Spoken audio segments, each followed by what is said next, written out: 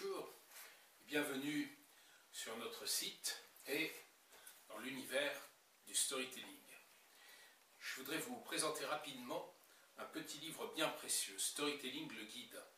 Un livre qui existe depuis 3-4 ans, que j'ai conçu avec mon ami Stéphane D'Angèle. Moi-même je suis Jean-Marc Planchery. Et nous l'avons fait à un moment où le storytelling n'était connu en France qu'au travers du livre de M. Salmon, qui est un chercheur du CNRS, et qui a, de manière très juste, indiqué comment le storytelling est né aux États-Unis dans une optique très manipulatoire. Si bien que les médias français se sont emparés du terme pour montrer que dans la sphère économique autant que dans la sphère politique, les leaders entretenaient les populations dans une espèce de mensonge permanent au travers d'histoires qu'ils montaient de toutes pièces. Le storytelling, c'est bien autre chose. C'est d'abord le moyen de communiquer depuis les débuts de l'humanité. Donner du sens à la relation, donner du sens à son existence, passe au travers d'une manière de dire des récits, de raconter des histoires, mais pas des bobards, de les raconter de manière authentique. Et c'est ce que ce petit livre veut indiquer, au travers de méthodes, mais aussi au travers d'une vision assez globale du storytelling, depuis ses sources, et nous partons de l'Antiquité. Bien sûr, dans l'origine du storytelling, les mythes tiennent une place extraordinaire. C'était du temps où les hommes et les dieux vivaient des histoires ensemble.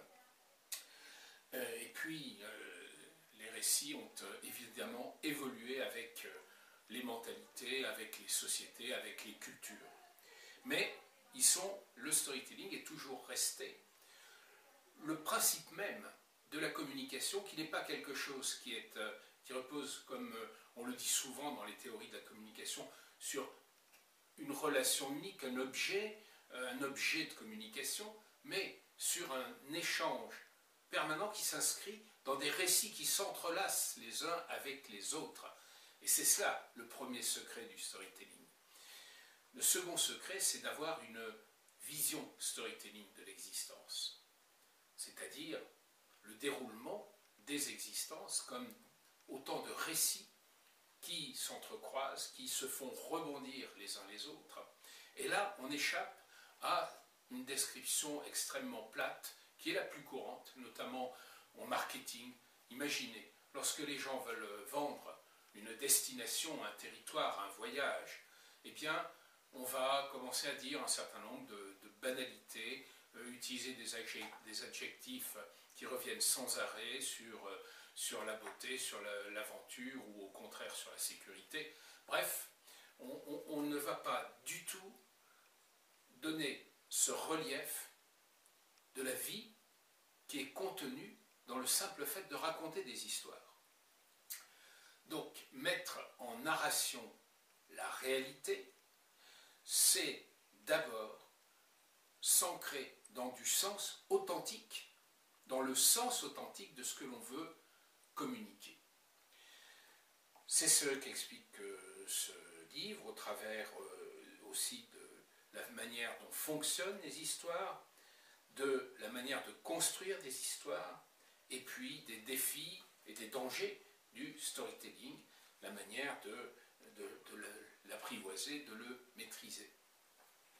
Le storytelling, c'est aussi un travail sur soi. Quelles sont les histoires que l'on se raconte intérieurement?